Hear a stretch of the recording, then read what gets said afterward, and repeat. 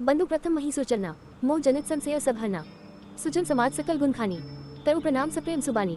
भावार्थ, पहले पृथ्वी के देवता ब्राह्मणों के चरणों की वंदना करता हूँ, जो अज्ञान से उत्पन्न सब संदेहों को हरने वाले हैं। फिर सब गुणों की खान संत समाज को प्रेम सहित सुंदर वाणी से प्रणाम करता हूँ। साधु चरित सुख चरित तुपासो, निरस विसर्ग गुण में फल जासो, जो सही दुख पर छित दुरावा, बंदनीय जही जग जस पावा। भावार्थ, संतों का चरित्र कपास के चरित्र जीवन के समान शुभ है, जिसका फल नीरस विशद और गुणमय होता है। कपास की डोरी नीरस होती है, संत चरित्र में भी विषयासक्ति नहीं है, इससे वह भी नीरस है। कपास उज्जवल होता है, संत का हृदय भी अज्ञान और पाप रूपी अंधकार से रहित होता है, इसलिए वह विशद है और कपास में गुण कंटुक होते हैं। इसी प्रकार संत का चरित्र भी सद्गुणों का भंडार होता है, इसलिए वह गुणमय है। जैसे कपास का धागा सुई के किए हुए छेद को अपना तन देकर धन देता है, अथवा कपास जैसे लोड़े जाने, काटे जाने और बुने जाने का कष्ट सहकर भी वस्त्र के रूप में परिणत होकर दूसरों के गोपनीय स्थानों को ढांकता है, उसी प्रकार संत स्वयं रैक सहकर दूसरों के छिद्रों दोषों को ढांकता है, जिसके कारण उसने जगत में वंदनीय यश प्राप्त किया है।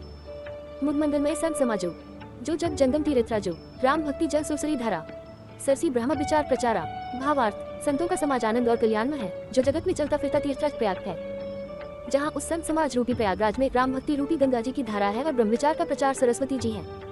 विधि निषिद्ध में कलिमल हरनी, करम कथा रविनंदनी बरनी, हरिहर कथा विराजती बेनी, सुनत सकल मुखमंगल देनी।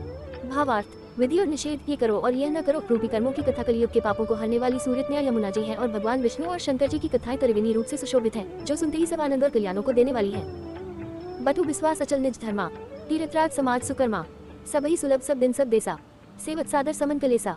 भावार्थ, उस संत समाज रूपी प्रयाग में अपने धर्म में जो अटल विश्वास है, वह अक्षयवट है और शुभ कर्म ही उस तीर्थराज का समाज परिकट है। वो संत समाज रूपी प्रयागराज सब देशों में सब समय सभी को सहज ही में प्राप्त हो सकता है और आदरपूर्वक सेवन करने से क्लेशों को नष्ट करने वाला है। अकत अलौकिक तीर्थराव, दे सद्य फल प्रगट प्रभाव।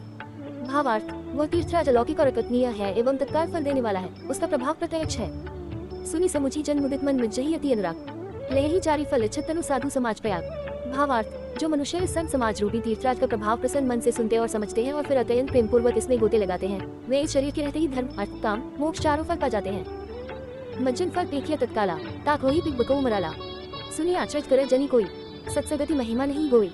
भावार्थ, इस तीर्थराज में स्नान का फल तत्काल ऐसा देखने में आता है कि कोई कोयल बन जाते हैं और बगुले हंस। ये सुनकर कोई आश्चर्य न करे, क्योंकि सत्संग की महिमा छिपी नहीं है। बाल्मीक नारद भज्जोनी, निज निज मुखनी कही निज होनी, जलचर थलचर नपचनाना, जे जड़ चेतन जीव जहाना। भावार्थ, वाल्मीकि जी, नारद जी और अगस्त्य जी ने अपने अपने मुखों से अपनी होनी जीवन का वृत्तांत कही है। जल में रहने वाले, जमीन पर चलने वाले और आकाश में विचरने वाले नाना प्रकार के जड़ चेतन जितने जीव इस जगत में हैं। मति कीरति गति भूति भलाई, जब जही जतन जहाँ जही पाई, सो जानब सत्संग प्रभाव, लोको वेदना अनुपाव। भावार्थ, उनमें से जिसने जिस समय जहाँ कहीं भी जिस किसी यतन से बुद्धि, कीर्ति, सद्गति, विभूति, ऐश्वर्य और भलाई पाई है, सो सब सत्संग का ही प्रभाव समझना चाहिए। वेदों में और लोक में इनकी प्राप्ति का दूसरा कोई उपाय नहीं है। बिनु सत्संग विवेक न हुई, राम कृपा बिनु सुलभ न सोई, सत्संगत मुद मंगल मूला, सोई फल सिद्धि सब साधन फूला। भावार्थ, सत्संग के बिना विवेक नहीं होता और श्री राम जी की कृपा के बिना वो सत्संग सहज में मिलता नहीं। सत्संगति आनंद और कल्याण की जड़ है, सत्संग की सिद्धि प्राप्ति की फल है और सब साधन तो फूल है। सत शुद्ध ही सत्संगति पाए, पारस परस कुधात सुहाई, विधि बस सुजन कुसुंदर पर रही, फनी मनी सब निज गुण अनुसही। भावार्थ, दुष्ट भी सत्संगति पाकर सुधर जाते हैं, जैसे पारस के स्पर्श से लोहा सुहावना हो जाता है, सुंदर सोना बन जाता है, किंतु दैवयोग से यदि कभी सज्जन कुसंगति में पड़ जाते हैं, तो वे वहाँ भी सांप की मणि के समान अपने गुणों का ही अनुसरण करते हैं। अर्थात जिस प्रकार सांप का संसर्ग पाकर भी मणि उसके विष को ग्रहण नहीं करती तथा अपने सहज गुण प्रकाश को नहीं छोड़ती, उसी प्रकार साधु पुरुष दुष्टों के संग में रहकर भी दूसरों को प्रकाश ही देते हैं, दुष्टों का उन पर कोई प्रभाव नहीं पड़ता। कौष्टक, विधि हरिहर कवि को बिदबानी, कहत साधु महिमा से कुचानी, सोमो संग कही जात न कैसे, साग बनिक मणि गुण गण जैसे।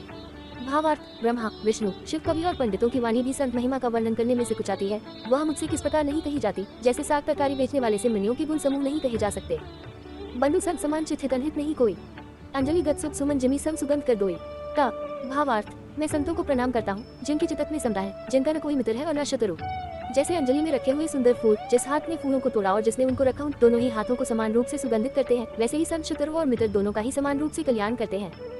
कौष्टक, का संत सरल चित जगत हित जानी सुभाव सुने हो, बाल बिन सुनी करी कृपा राम चरण रति देहु। का भावार्थ, संत सरल हृदय और जगत के हितकारी होते हैं, उनके ऐसे स्वभाव और स्नेह को जानकर मैं विनय करता हूँ, मेरी इस बाल विनय को सुनकर कृपा करके श्री राम जी के चरणों में मुझे प्रीति दे। का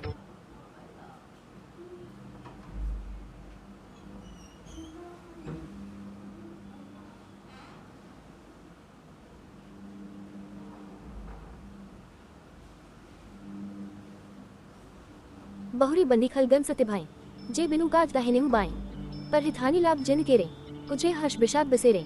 भावार्थ अपने सच्चे भाव से दुष्टों को प्रणाम करता हूँ जो बिना ही प्रयोजन अपना हित करने वाले के भी प्रतिकूल आचरण करते हैं। दूसरों के हित की हानि ही जिनकी दृष्टि में लाभ है, जिनको दूसरों के उजड़ने में हर्ष और बसने में विषाद होता है। हरि हर जसरा किस राहु से पर आकाश भज सहस बाहु से जे पर दोष लेखी सह सखी पर हित कृत जिन के मन माखी।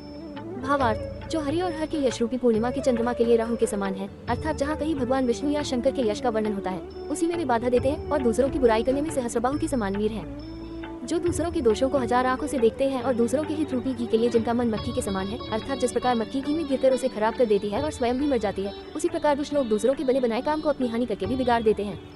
तेज कृसनु रोष महिषिसा अधा गुंधन धनी धनेसा खुदे केत सम हित सबही के कुंभकर्ण सम सोवतनी के।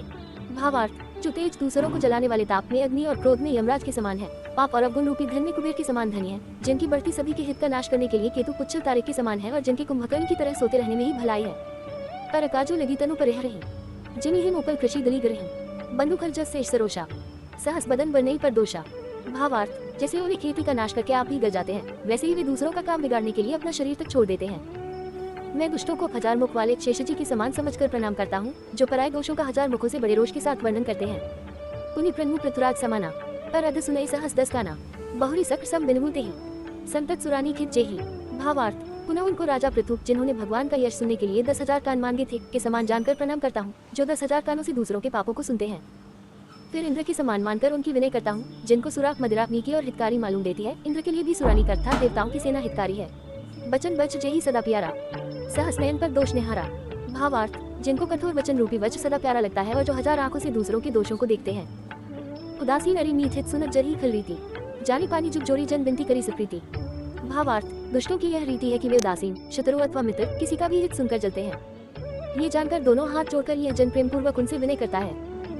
मैं अपनी दिसी कीन नेहुरा तिन ने जो नलाउक घोरा बायस पल यही अति अनुरागा हो ही निरामिष कबहू की कागा। भावार्थ मैंने अपनी ओर से विनती की है, परंतु वे अपनी ओर से कभी नहीं चुकेंगे। कौओं को बड़े प्रेम से पालिए, परंतु वे क्या कभी मांस के त्यागी हो सकते हैं।